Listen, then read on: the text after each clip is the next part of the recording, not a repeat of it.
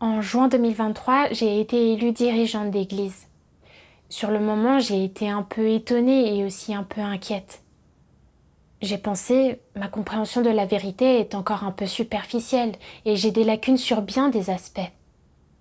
Et si je n'arrivais pas à résoudre les problèmes des frères et sœurs, j'échouais dans mon devoir et finissais par être renvoyée. Qu'allait-on penser de moi? Comment pourrais-je réapparaître en public? En pensant à tout cela, j'ai eu envie de refuser le poste. Mais j'ai alors pris conscience que ce devoir était l'exaltation de Dieu et une occasion pour moi de pratiquer. Et je l'ai donc accepté. À l'époque, je coopérais avec sœur Linouï. Linouï m'avait affectée à la supervision du travail de purge et d'abreuvement de l'Église. Et je me disais, les sœurs qui travaillent à l'organisation des documents pour purger les gens ont déjà coopéré avec moi. Elles supervisaient et guidaient mon travail. Elles me connaissent bien et connaissent ma vraie stature. Maintenant, c'est moi qui dois superviser et suivre leur travail. Et si j'étais incapable de résoudre leurs états ou de traiter les problèmes dans leur travail, que vont-elles penser de moi? Penseront-elles que je ne peux pas faire de travail réel? Ou vais-je alors pouvoir me cacher? Ces pensées me rendaient très nerveuse et je n'avais pas le courage d'analyser leurs états, ni de leur demander comment leur travail se passait. Alors j'ai simplement demandé brièvement comment leur travail progressait, sans plus de détails. Une vingtaine de jours après, j'ai appris que Linxiane, qui organisait les documents pour purger les gens, était en proie à la maladie et qu'elle faisait ses devoirs sans en ressentir le fardeau. La majeure partie du travail était fait par Tsuyu, dont la santé n'était pas non plus très bonne, ce qui faisait que certains documents ne pouvaient pas être organisés à temps. Je voulais voir Linxiane et échanger avec elle pour résoudre son état. Mais alors j'ai pensé que je ne comprenais pas les principes du travail de purge aussi bien qu'elle. Et je me suis demandé si elles allaient me mépriser, si elles me posaient des questions relatives au travail auxquelles je ne pouvais pas répondre. Je ne les ai donc pas vues pour échanger avec elles. Un jour, une lettre de la direction supérieure a déclaré que les progrès de notre Église dans l'organisation des documents pour purger les gens étaient lents et avaient retardé le travail. Et on me demandait de suivre et de résoudre ce problème. À lire cette lettre, je me suis sentie vraiment coupable, parce que je savais que l'état de Linxiane n'était pas bon. Mais parce que j'étais si préoccupée à protéger ma fierté, je n'avais pas rapidement abordé la sœur pour échanger avec elle, ce qui me rendait responsable du retard pris dans le travail. Linouï m'a aussi envoyé une lettre disant que nous n'analysions pas les états des frères et sœurs, que nous ne comprenions pas comment le travail progressait, et que ce problème était directement lié à notre négligence dans la supervision et le suivi du travail. Elle s'appuyait aussi sur les paroles de Dieu pour montrer que mon attitude à l'égard de mes devoirs était mauvaise. J'ai été très troublée et j'ai pris conscience que Dieu utilisait ma sœur pour m'émonder et me réveiller. Je devais corriger mon attitude envers mes devoirs sans plus tarder. Par la suite, j'ai cherché des passages pertinents des paroles de Dieu concernant l'état de Linxiane et j'ai échangé avec elle. J'ai aussi analysé les états des autres sœurs et la progression de leurs devoirs. Et j'ai échangé et apporté des solutions à leurs difficultés. Par la suite, j'ai appris que l'état de Linxiane ne s'était pas amélioré. Et j'ai pensé, qu'est-ce que tout le monde va penser de moi si je ne peux même pas résoudre l'état de ma sœur? Pensera-t-on que je manque de vérité-réalité et que je ne peux pas résoudre les problèmes des frères et sœurs? Ce serait vraiment embarrassant. Avec cela à l'esprit, je me suis sentie quelque peu négative et je n'ai pas cherché la vérité pour résoudre mon état. Un jour, j'ai écrit une lettre à une sœur pour discuter des questions dans le travail consistant à cultiver les gens. Une fois la lettre terminée, Linui y a apporté beaucoup d'ajouts et de corrections. Et j'ai pensé, je dois toujours solliciter les autres avec mes devoirs. Qu'est-ce que les autres penseraient de moi s'ils savaient cela? Penseraient-ils que je suis incapable de faire quoi que ce soit en tant que dirigeante? Je me croyais capable de faire certaines tâches et de remporter l'approbation de mes frères et sœurs. Mais je ne m'étais jamais attendue à être aussi totalement révélée après être devenue dirigeante. Si je n'avais pas accepté ce devoir, je n'aurais pas été aussi embarrassée. Ces pensées me rendaient négative et peu motivée dans mes devoirs, et je ne voulais plus assurer le suivi du travail dont j'étais responsable. J'ai pris conscience que mon état était mauvais. J'ai donc prié Dieu pour qu'il me guide. Un jour, j'ai lu ce passage des paroles de Dieu. Dieu Tout-Puissant dit « Au lieu de poursuivre la vérité, la plupart des gens recourent à des ruses mesquines. Ils accordent une grande importance à leurs propres intérêts, à leur fierté et à leur place, ou à leur réputation dans l'esprit des autres. Ce sont les seules choses qu'ils chérissent. Ils s'accrochent à ces choses de toute leur force et les considèrent comme leur vie même.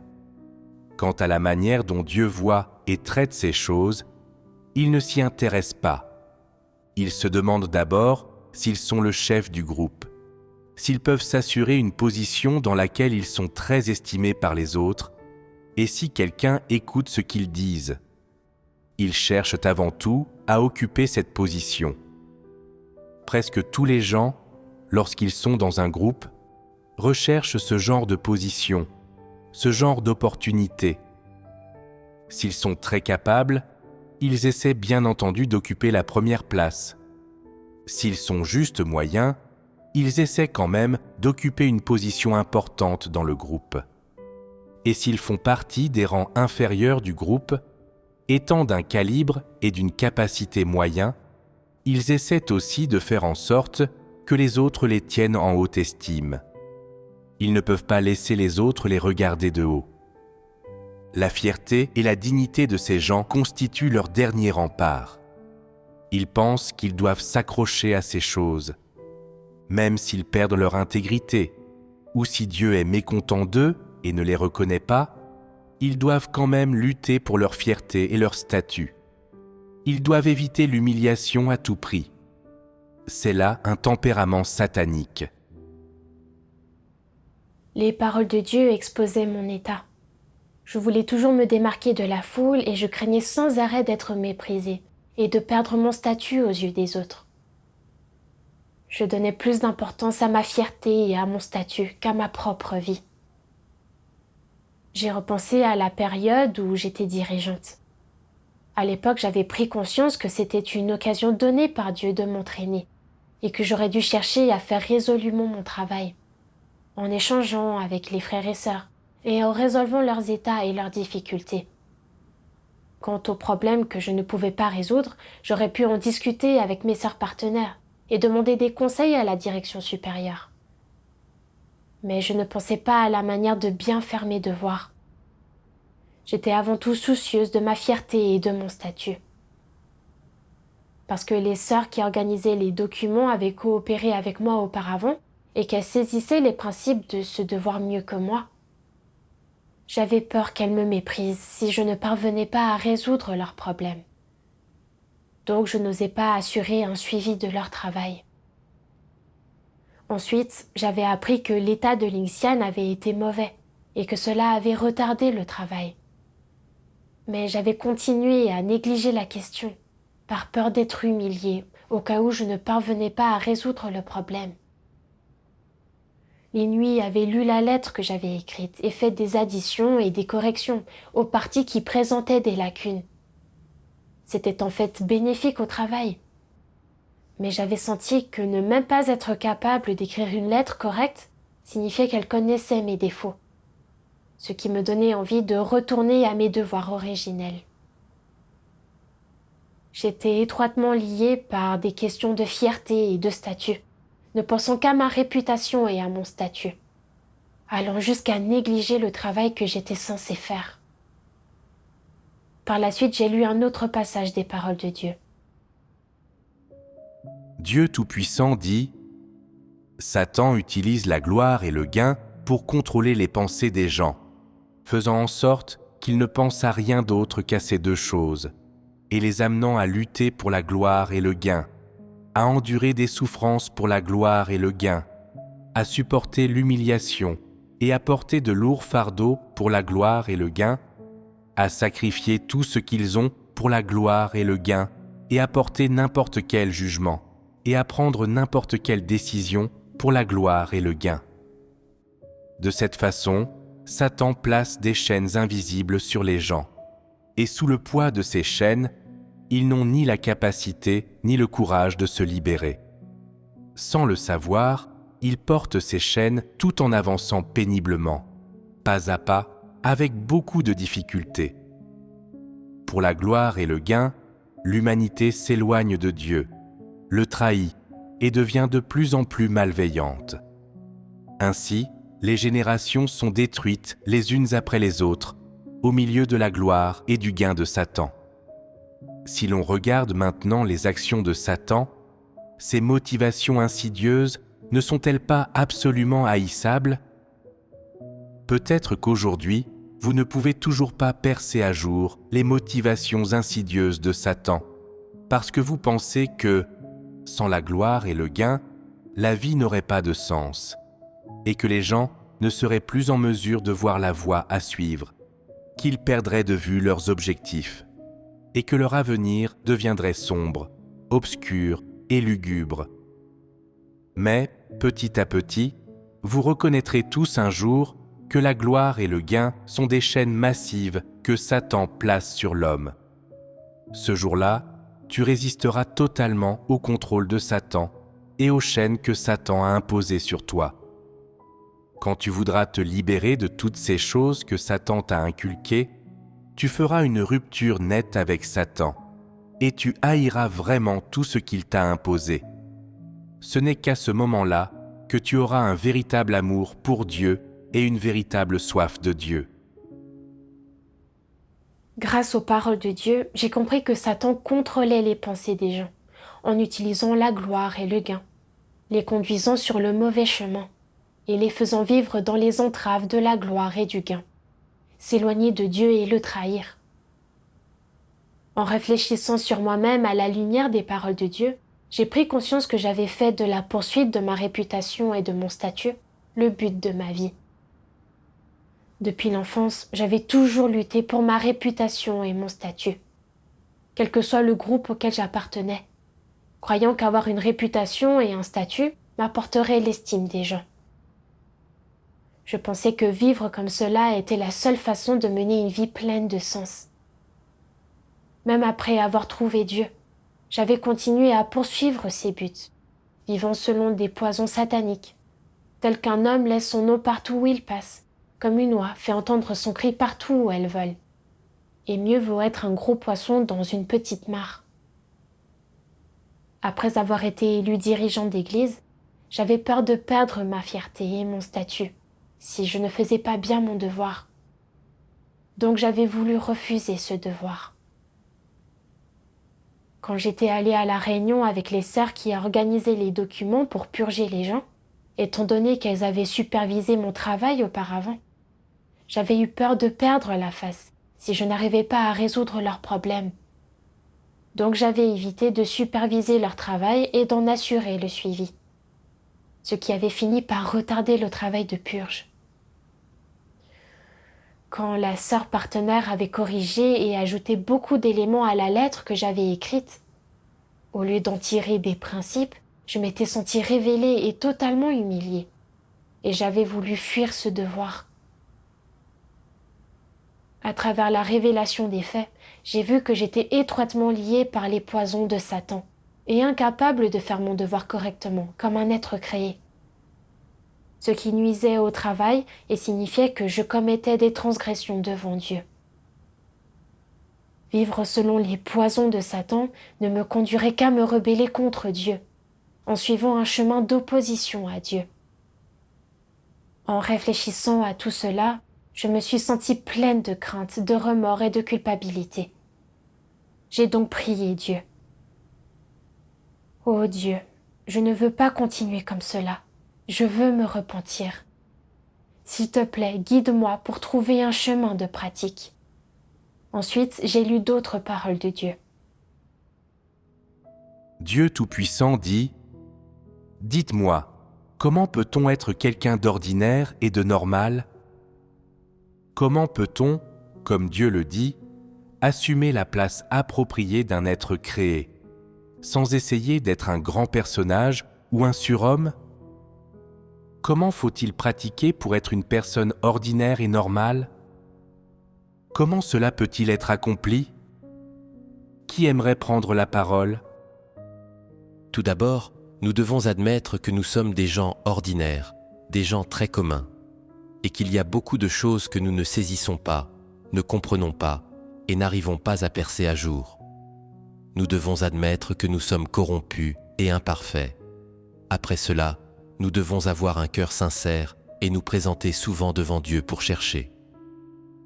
Premièrement, ne te donne pas un titre pour ensuite te laisser enfermer dans ce carcan en disant « Je suis le dirigeant, je suis le chef d'équipe, je suis le superviseur » ou « Je suis la personne la plus instruite et la plus compétente techniquement dans ce domaine ». Ne sois pas inhibé par le titre que tu t'es attribué. Dès que cela se produira, cela te liera étroitement. Tes paroles et tes actions en seront affectées, tout comme ta pensée et ton jugement normaux. Tu dois te libérer des contraintes de ce statut. D'abord, descends de la position de ce titre officiel et assume la position d'une personne ordinaire. Ta mentalité deviendra alors quelque peu normale. Tu dois aussi admettre « Je ne sais pas comment faire ceci et je ne comprends pas cela. Je dois faire des recherches et étudier. » Ou « Je n'ai jamais fait l'expérience de cela.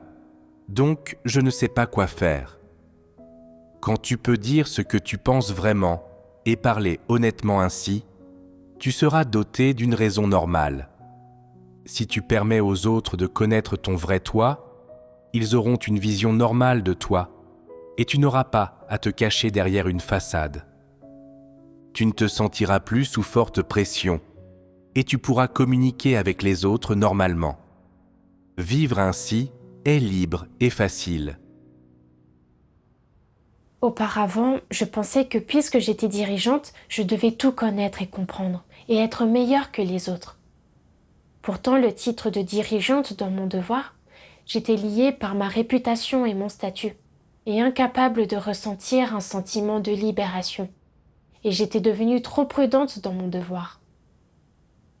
Malgré le fait que je manquais de beaucoup de choses, j'affichais encore des faux semblants. Et je me cachais, parce que j'avais peur que si je n'arrivais pas à résoudre les problèmes, les frères et sœurs me méprisent. La vérité était que les frères et sœurs connaissaient déjà mes lacunes, donc je n'avais pas besoin de me masquer.